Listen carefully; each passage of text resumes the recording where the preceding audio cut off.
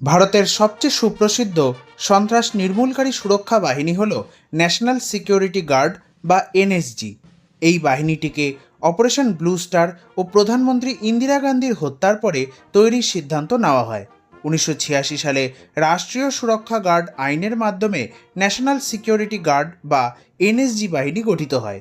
ব্রিটেনের special air force ও জার্মানির GSG-9 অনুকরণে এই বাহিনী গঠিত হয়। এনএসজি বাহিনীর সৈনিকদের পোশাকের রং হয় কালো। এই বাহিনীটি ভারতীয় স্বরাষ্ট্র মন্ত্রকের অধীন এবং এর সদর দপ্তর ভারতের রাজধানী দিল্লিতে। এনএসজি বাহিনীর প্রধান প্রশিক্ষণ কেন্দ্র হরিয়ানার মানেসরে। এই বাহিনীর স্লোগান সর্বত্র সর্বোত্তম সুরক্ষা ও কলকাতা, হায়দ্রাবাদ, মুম্বাই, চেন্নাইতে এর কেন্দ্র আছে। এনএসজি বাহিনী operation black tornado, operation Vajrashakti, operation Ashwamedh, operation Dhangu Suraksha, operation black thunder, operation cloud বাস্টে বীরত্বের পরিচয় দিয়েছে।